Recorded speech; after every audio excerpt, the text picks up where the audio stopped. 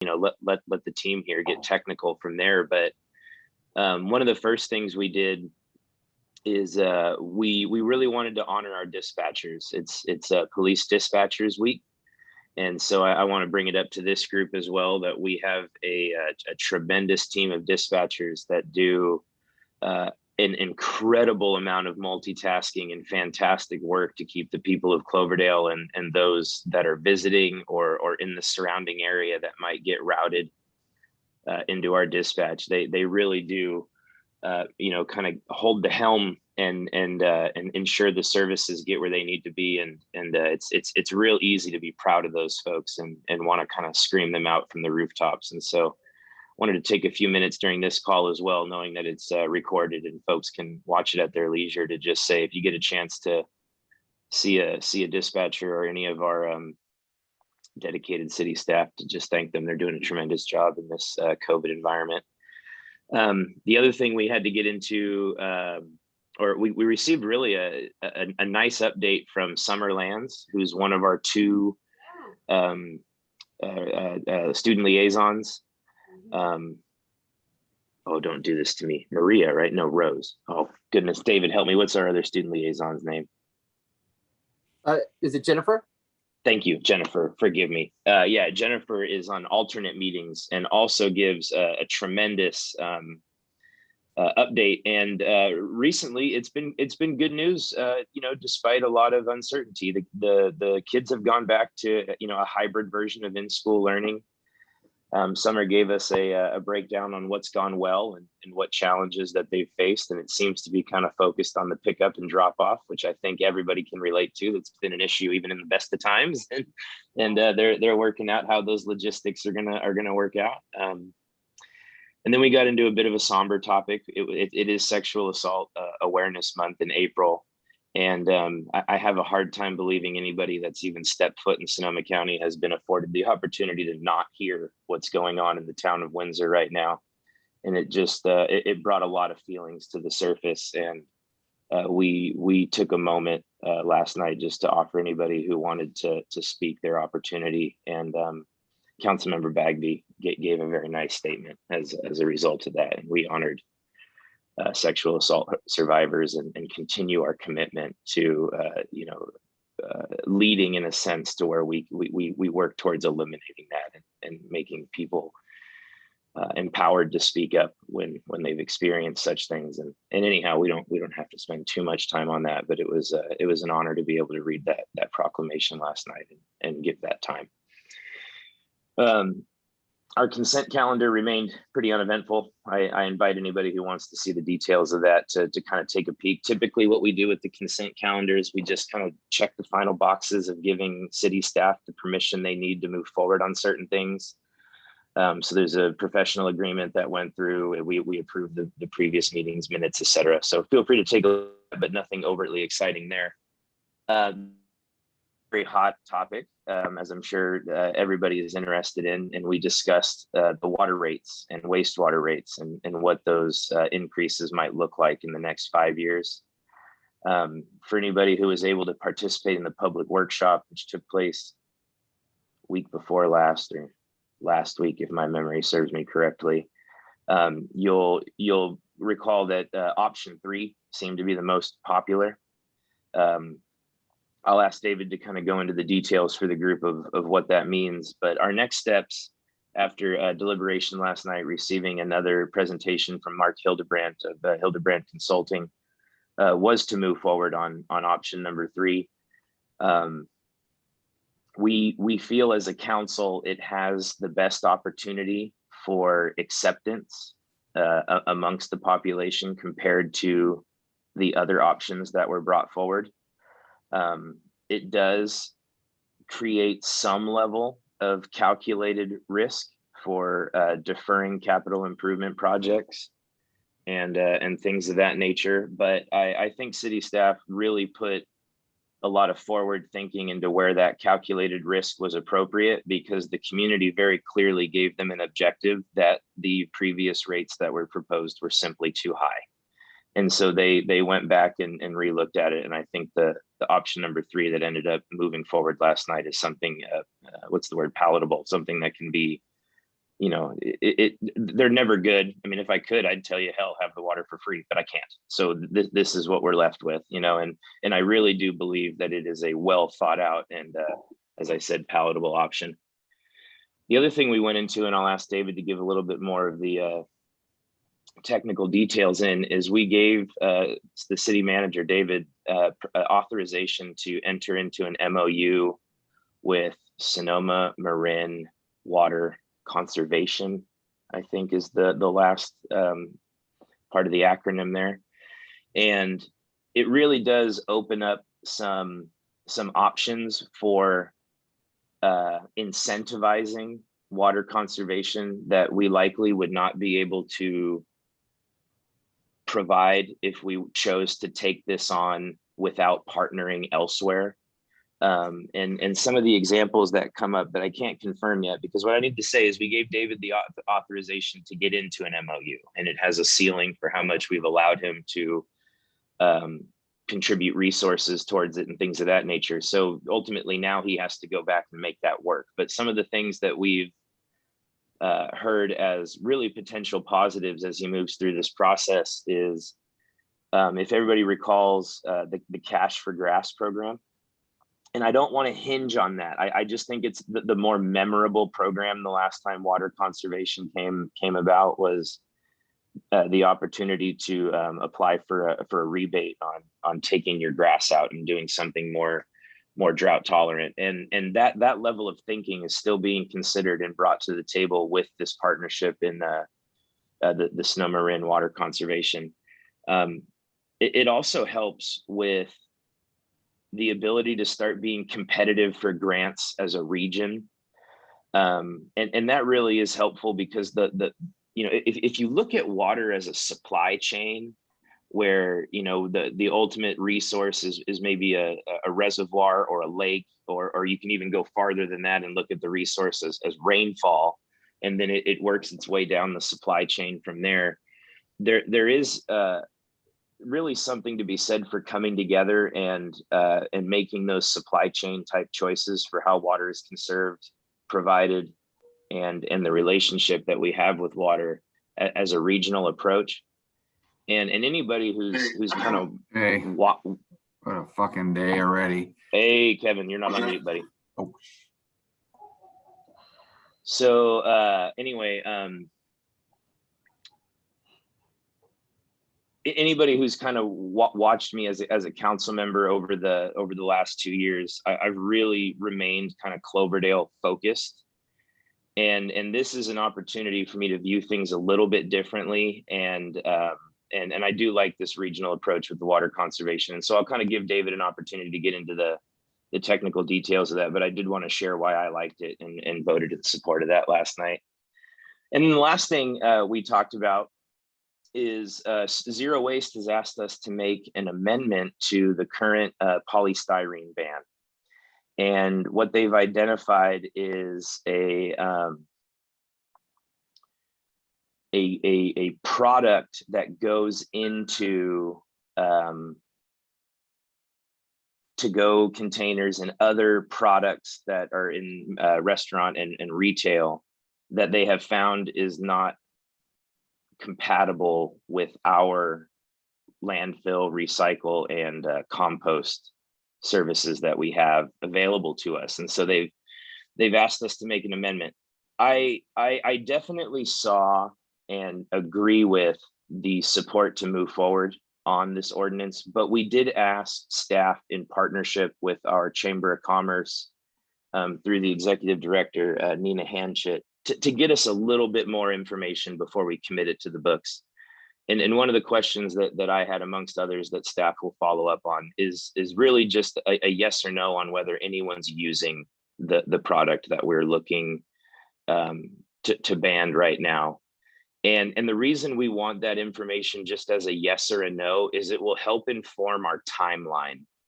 There are certain things where timelines are kind of created the moment we read it into its second reading and it becomes an official ordinance. And we just want to make sure we do that as calculated as possible. And so while the council, I think, David, and I'll allow you to kind of give your input as well, while the council really unanimously agreed that it's good to pursue, we just needed a few more details addressed before we choose to take that action.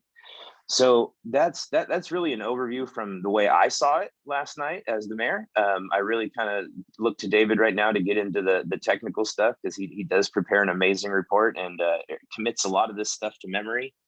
And then I'll kind of let David turn it over to his team and give some other applicable updates about what's kind of going on recently. It's been about 3 weeks since this group's been able to get together, and about 5 since I've been able to join. So I welcome Q&A after that. And yeah, so I'll kind of put myself on mute here and let Dave take it away.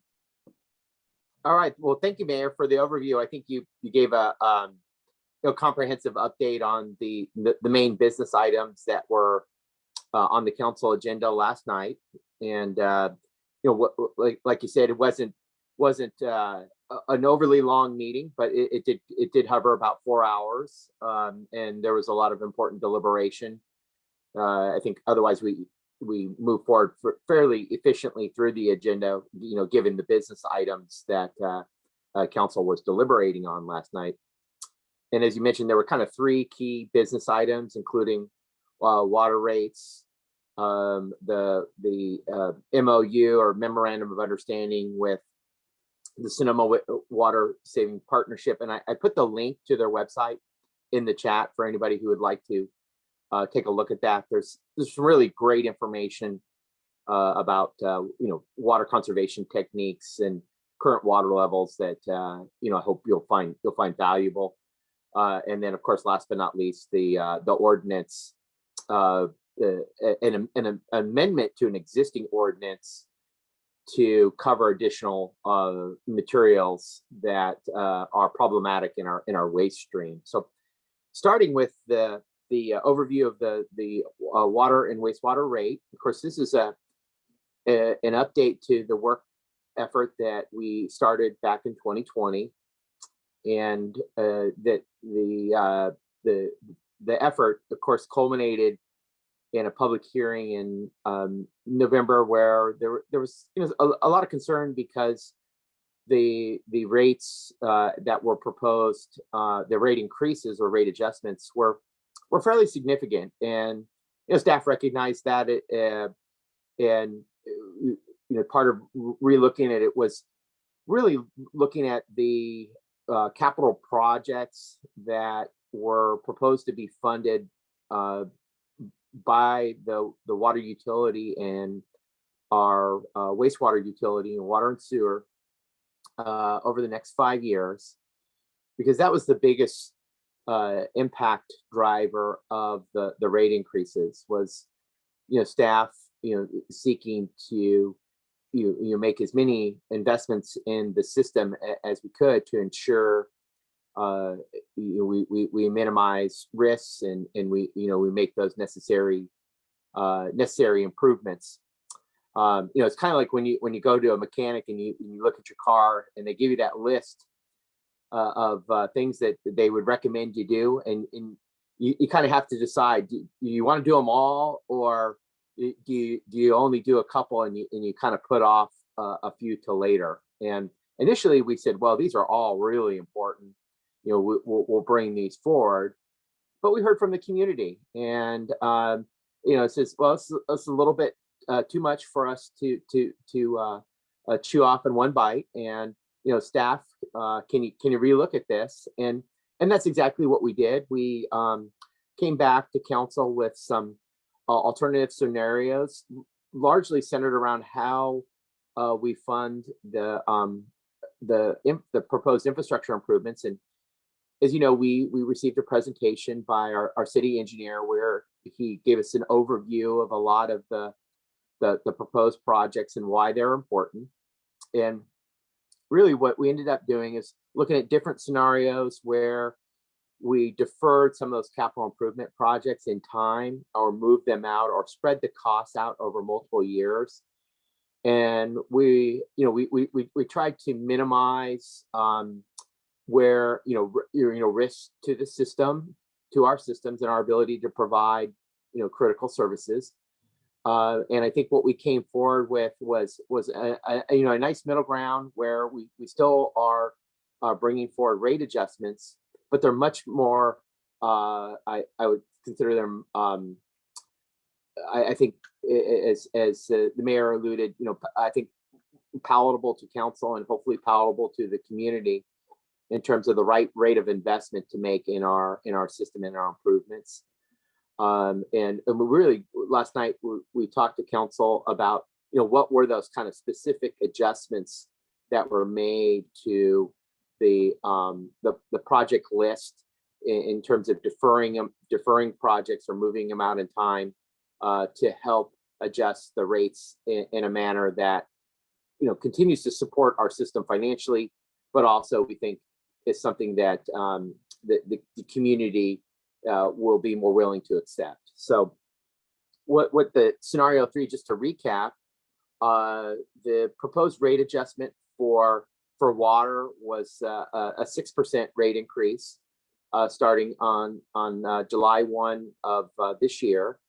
And likewise, the rate increase proposed for wastewater was 3%. And 3% has been kind of the historical norm for rate increases in the wastewater utility, and it still results in will result is assuming it's adopted. We'll still keep our rates, the lowest in the region. So in terms of next steps, the council's direction was to proceed with what's referred to as the Proposition 218 notice. And this is very similar to what the community received during the previous rate amendment process. We're required to send out a notice indicating the proposed rates, and that gets sent to to every customer and every property owner, and it provides the opportunity for every customer to actually read the details associated with the proposed rate increase. And likewise, there will be information, a very full comprehensive report that was included in the council's agenda packet last night will also be available on our website and available for review by the community. And it's a very in-depth study and analysis of all the costs associated with both of those utilities. A very complete financial model. So for those of you like spreadsheets, it's a great opportunity to kind of delve into the numbers and double check the work that our consultant prepared for us, because there's a lot of financial details for our system. So pretty interesting. But ultimately, council did give us direction to move forward with that noticing. So the notice is scheduled to, we're finalizing it now, and will be mailed probably midweek next week.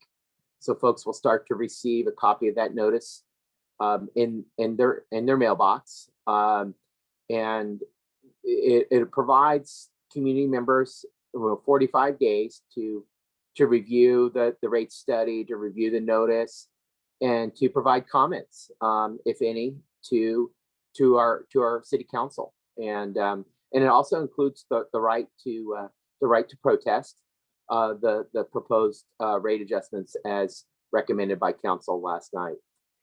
Ultimately, that is will culminate in a public hearing. The notice will be also put in the newspaper, where the community members can come and speak to these proposed revised rate adjustments and offer further input on them. But otherwise, staff will likely request council to, if there's not significant opposition to the rates, we'll ask council to adopt the scenario that was presented to them last night. So that's kind of an overview of the process. Mayor, anything you want to cover in addition to that? No, I think that covers it well. It will go out bilingually, and any help we can get to ensure people are aware it's coming, whether it's through your newsletter, anything like that. We really don't want to walk down a pathway last time where a pretty significant portion was just not aware of what led up to them receiving that letter. And so if we could ask that maybe the newsletter include a link to this meeting where it's talked about, a link to our previous council meeting where it's talked about, a link to the public workshop where it's covered extensively. I'd really like to do our best to ensure that the resources are shared widely. It really helps us have an opportunity for informed and productive dialogue should there be any feedback that needs to be considered and addressed. And before I go any further, I just want to take a moment. Our Vice Mayor, Marta Cruz, has been able to join us today, and I'm very happy to have her here. I'd like to turn the floor over to her for a moment and have her give any updates she might see fit. And I think there's a family she'd like to alert everyone to that might need some help coming up. So Vice Mayor Cruz, the floor is yours. Well, thank you very much. I was chairing the Sonoma Waste board this morning, and we got off early. It was an emotional morning. We're losing a staff member to cancer. She's in hospice right now, and one of the most productive and most collaborative individuals for 21 years with Zero Waste Sonoma. So it's very trying. It's a very hard moment for everybody in the county, given all sorts of social issues and problems that we are facing. Yes, the issue of water is a very serious one. People need to also take charge of being informed and participating, because we participate at the end when the decisions have been made. And we do engage in an incredible effort to communicate with the public so that the public is involved and informed. We are a community, and a community means we need to talk to one another. We need to listen to what we present. It's been in the newspaper, it's been in social media, and we're going to make an additional effort, greater efforts to make sure that people do participate. We also need to understand what is the cost of having our own water enterprise, what it costs. I don't know if you guys saw my page yesterday and also the mayor's page. I posted, we had a pipe problem yesterday at one of the pump stations, and the number of people and equipment required to fix one leak. I don't know how much these trucks cost, but every truck there was more than $500,000. And and what is the solution? A temporary clamp. Okay, it's a temporary solution. Why? Because the infrastructure is in such dire situation. And if we don't pay attention to take care of infrastructure, if we don't pay attention to take care of our own local enterprise, it's gonna be difficult for us to continue to have the appropriate and public health level that we require as a town when it comes to water. Then we are going to have further discussion on the styrofoam use and what it means to our health and what it means to the health of the planet. There was a very good presentation yesterday. I encourage everybody to see what Sloan from Zero Waste Sonoma presented at council. And in our sustainability subcommittee, we're gonna agendize it so we can talk about it, so people can ask questions and that we can clarify any doubts, and so people can really understand what it means to have styrofoam in our community.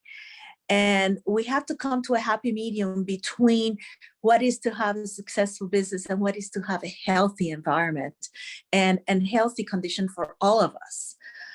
So I invite you to tune up and tune in and join us in all the subcommittee meetings that we are opening to, that are open naturally to the public, because this is a way to informally talk and complain and ask questions and joke about all the things that are serious and that we have to face. Last night, there was a kitchen fire at the farm workers family apartments, what is called family apartments at 100 Hillsburg Avenue. That prompted the sprinklers to activate, and they work, but when the water comes, it's a sluice of water. I mean, it's a slew of water. It was just awful. And 3 apartments are pretty much damaged, and the families have been placed in a hotel locally. And there are about 6 children involved in this situation. So I already arranged with Kiwanis, and they delivered diapers to the children that needed diapers. But I understand that Angela Cordova is also leading an effort to help these families. So let's go ahead and see what is being done. But these families are going to need furniture, clothing, kitchen appliances, you name it. There is a company drying the apartments, but it might take a few days. So we need to be present and be supportive to these community members. Let's email one another to see what's going on, and hopefully we'll be able to put an update on our pages, and the mayor's page, my page, and the city page, in case that anybody wants to assist any of these individuals. I mean, it's like one difficult day after the other. And this is an emergency. It's not one that impacts all of the town, but it impacts our heart. So let's make sure that we are present. And thank you very much for this opportunity, Mr. Mayor. Absolutely. And please, I hope you can join us for the remainder. We're going to go until 11 a.m. today. So there'll be some Q&A you can participate in should you like. And yeah. So with that, I'd like to ask the chief, the last time we were on, we talked about how at that next council meeting, we were going to be discussing how to approach leash laws, how to approach what's been described as vicious dogs and things of that nature. And I think the chief has made some pretty notable progress on things that were within his ability to just take immediate action on. And Chief, if you could just kind of give us an update on that, that would be awesome. Yeah, so since that time, I think starting March 22nd, we immediately had our CSO officer out checking the parks every 2 hours and using it as an education platform to contact people who had their dogs running through the parks. It was pretty common to see people with their animals off leash in the parks and letting them run around. So she was educating and continues to do that. And it's been pretty successful. She's been able to contact a lot of people, kind of give them an idea and education on the ordinance regarding leash law. Also, one of the requests that the mayor specifically made at that council meeting was to come up with some sustainable ideas on how to address this particular issue. And we looked at it, the staff here looked at it from an internal and external source on how we can look at this. And of course, internally was using Teresa, our CSO, as she is now, also getting her trained to be able to provide citations in circumstances where it's necessary. And one of the other options was to enhance our contract with North Bay Animal Services. Currently, what they provide right now is simply a licensing component where they get the money from the individuals who license their pets, and that's how North Bay gets paid. So we looked at trying to improve or upgrade, if you will, the contract to include some animal control services. One of the challenges we have here is nobody here is trained in animal control services. And it makes it really difficult for us to do a thorough, proper investigation when there's a dog bite and quarantine's necessary. And there's some laws that have to be followed in that. So one of the reasons we reached out to North Bay is to really try to see, what it would cost to have their services, because their service would be all inclusive. They'd handle the investigative aspect, they would do the park patrols, they would issue citations, they would continue with the licensing, and they also have all of the equipment necessary to handle this, whereas we don't have specific vehicles that have proper ways to transport animals with cages and things that you need to have. So all of this is inclusive. So I drafted up a memo at first that went to the finance, admin, police with some recommendations. And from there, we're going to take it to the council meeting on the 28th and offer the full council those recommendations, with one of those being a 1-year contract with North Bay Animal Services, and then an extended 4-year contract with North Bay Animal Services. And so that will be brought to the next council meeting, and hopefully we'll come out of there with some solutions. Awesome. Thank you, Chief. So yeah, I'm looking forward to seeing the finalized report on that for full council consideration. I heard the overview, as you mentioned, at the Finance, Police, Admin, and that's it, Finance, Police, and Admin Subcommittee. And one of the things I liked about it is it addresses our immediate need of issues with dogs and leashes and resources in that regard. But I've been led to believe it goes beyond that as well. It gets into, what people might view as wild animals, the odd bobcat, I posted on Facebook maybe a month and a half, 2 months ago. I literally watched a doe run down Healdsburg Avenue. And while that's beautiful and majestic, and one of the reasons why we live so close to a wooded environment, it also can pose safety concerns that we will potentially have a resource to utilize moving forward. The last update that I want to ask for be presented, and then we'll kind of get into Q&A, is we were able to establish a pretty favorable partnership as a city with the fire district and I think Geyserville Fire to address the Porter Creek open space, Porter Creek. And David, do you want to just take a moment and discuss what vegetation management we've been able to do so far and kind of reduce fuel loads? Absolutely, Mayor, and I want to acknowledge the work that our parks team has undertaken to, really button up the entrance, the trailhead to Porterfield Creek open space, located on Skyview Drive, and then the adjacent area to behind Sonoma Drive, which faces the most eastern side of the Porterfield Creek open space property. And they kind of did enhanced maintenance this year to really button up the vegetation, quite a bit of mowing and removal of dead vegetation. We provided a brief update in last week's newsletter to highlight the work that our parks team, it was all hands on deck to get that area really kind of buttoned up. But the property is 250 acres in size, and it's there's a lot of area to cover. It's also very hilly terrain with creek habitat, and there's some sensitive species that reside in the park. That are considered endangered by our federal resource agencies.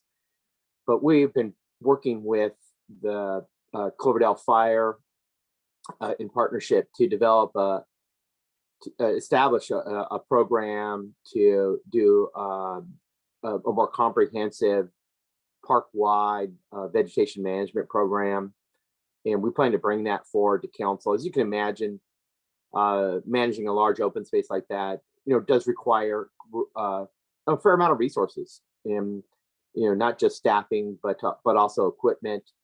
And we don't have the person power to be able to fully address all the vegetation management required of a large open space like that. So we'll be seeking this partnership to help us, address some of the some of the concerns about fire because of the downed trees and the other dry vegetation up there. Our fire chief, Jason Jenkins, is actually scheduled to come before the council at their next meeting on April 28th to provide an update. I hope folks have the opportunity to tune into that presentation. It should be kind of one of the first items on the agenda, because I haven't seen the presentation yet, but my understanding is the presentation will highlight what are some practices that individual residents can do to address immediate fire hazards around their home. And I think that's really important. The city needs to obviously take steps to manage our properties, but it's also incumbent upon homeowners and residents to look at their own backyard and see, what are some of the practices that you can engage in to, help reduce the potential for fire in our neighborhoods and in our community. So we're really looking forward to that presentation, and we'll be bringing forward as part of the budget process this proposal to conduct a more comprehensive vegetation management program with Cloverdale Fire and their partnership with our neighboring fire district entity, Geyserville Fire District, to utilize some of their crews. They have a chipper program that was established this year with the support of the Sonoma County Board of Supervisors, where they have a team of firefighters and equipment that they go out and they actually work with private landowners to help address some of the dry vegetation, clearing the underbrush, and addressing some of the fire hazards. That's kind of is a goal to try to do that on a larger community wide basis to just reduce the overall amount of fuels that contribute to wildfires. Doesn't mean it won't happen, but it certainly can help mitigate the impact should a fire occur. And it's a particularly concern this year because of the, we're experiencing dry conditions, of course, and when we do, that just exacerbates the potential threat of a fire in our community. And so this work is really important. So we'll be bringing this forward, and we'll hopefully be able to afford a program to really address some of the vegetation management concerns up there. Awesome. Thank you, David. Marta, please. Yes, I have some good news, David, and community. We were able to meet with Senator McGuire about 3 weeks ago, and vegetation management was one of the issues that we discussed. And David, Jennifer contacted me because there's some follow-up on that. So hopefully in the next meeting, we'll be able to say what good news the senator has for us. Oh, So David, try to schedule a meeting with her so we can follow up on that vegetation management issue. Will do. Apparently it's good news. All right. That's exciting. Yes. Thank you, Vice Mayor Cruz. I have to continuously applaud your ability to leverage our state and regional resources that are available to us, but not always easy to extract resources from. So I really applaud your continued efforts, and thank you for doing that. And I will say this, again, a little bit of a ruthless plug for city staff, but I gave them absolutely no heads up on what I was going to ask them to provide updates on. It was not on purpose. It was just kind of the way it went down. But the updates from David and Jason regarding fire and leashes, that was right off the cuff. So again, just kind of a testimony to their ability to be prepared and absolutely know that their mayor is unreined at times. So at this point, we have about 15 minutes left. Happy to entertain any Q&A, any concerns, any ideas for future topics, anything like that. We're here for you.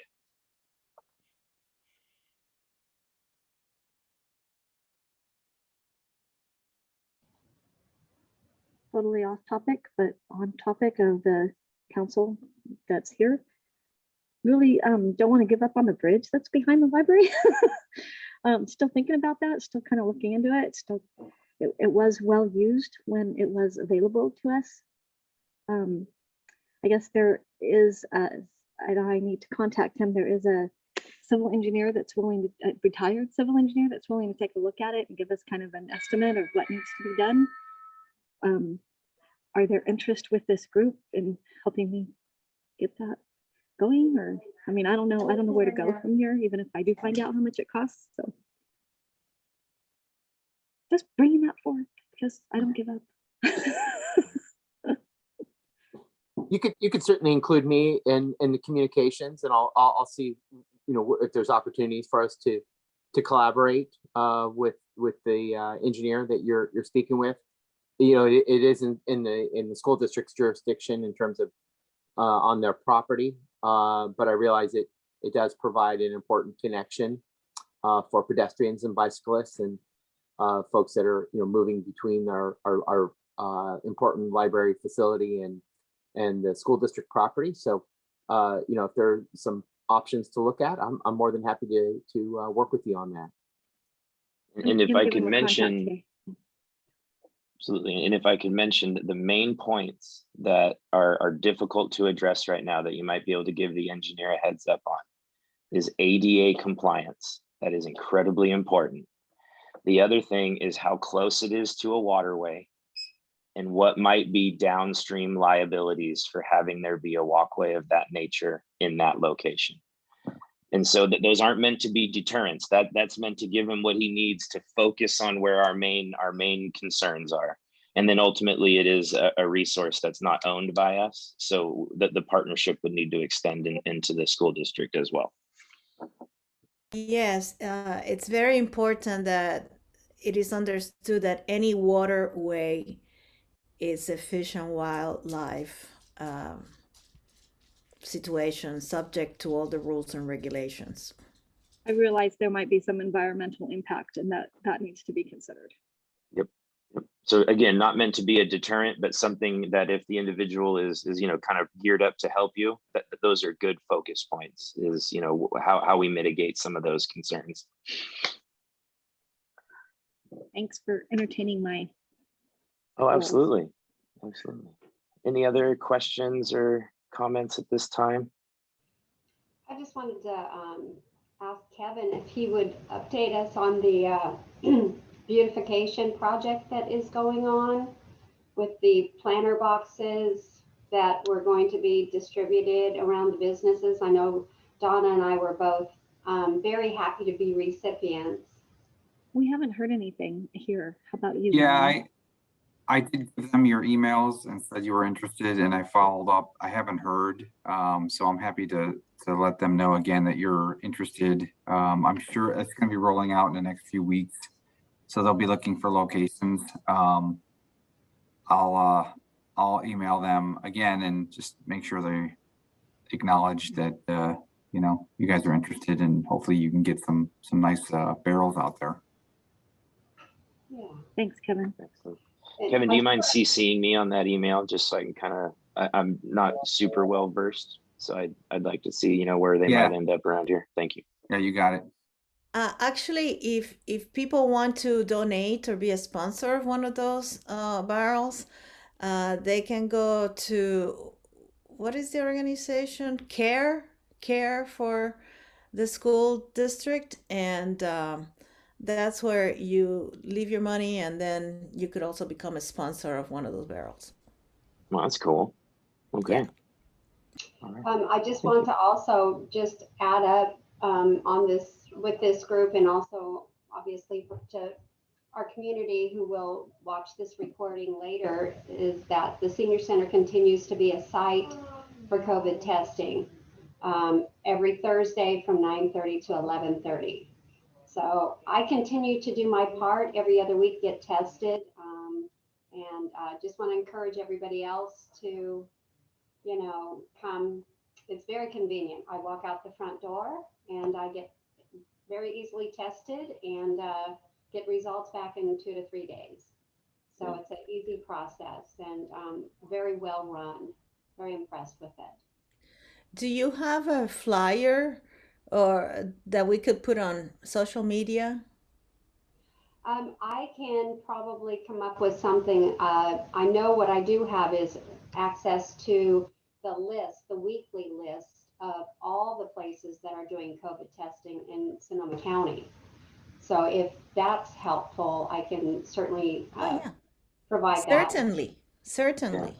Okay. Because I was looking at I was looking at kind of an epidemiology report that was provided to me, and in 7 days throughout the entirety of Sonoma County, the most recent 7 days data as of yesterday is when I looked it up, there's only been 763 new tests reported in Sonoma County for our entire population. And while that doesn't translate to a bad thing, it does affect what our positivity rate is if we don't keep our denominator headed in a direction that shows we're testing a appropriate portion of our population. So thank you for your testimony, Melanie, that you're doing your part every other week. It is important, and it is helping us get out of the more restrictive tiers where we currently reside in orange. So, you know, the efforts are moving us in a positive direction. But of course, the disclaimer that comes at the end of any cautious optimism: please continue to social distance, please continue to wear your mask,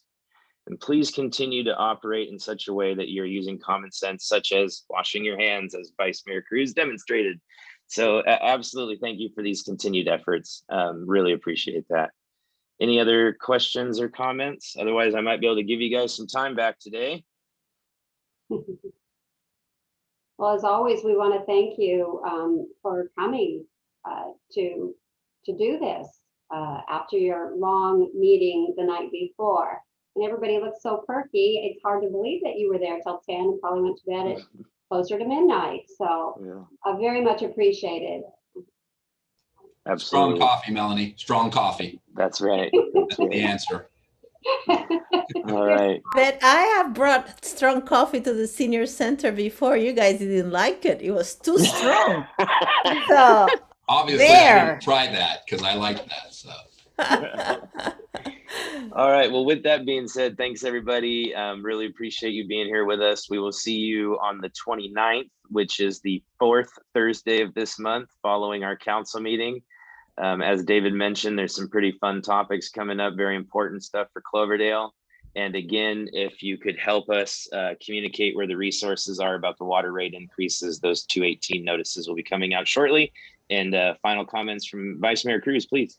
Yes, I just wanted to bring to the attention of the community that we have lost a Kiwanis leader, Greg Carter, and him and his wife, Julie Carter, promoted the Imagination Library here in Cloverdale.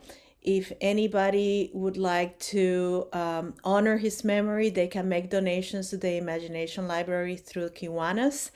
At the same time, he was also the coordinator for the Vineyard races here in Cloverdale, the main fundraiser for Kiwanis. And I just want to make sure that we remember this leader of the community with respect, and that we honor the efforts by contributing to Imagination Library and to the Kiwanis race on the Vineyard. Awesome. Thank you. Thanks, Martha. Very well spoken, and happy to continue to support that message of donating to the Imagination Library. I hear nothing but amazing things about the impact it has. So thanks again, you guys. Have a wonderful Thursday. We'll see you in 2 weeks. Bye. Thank you.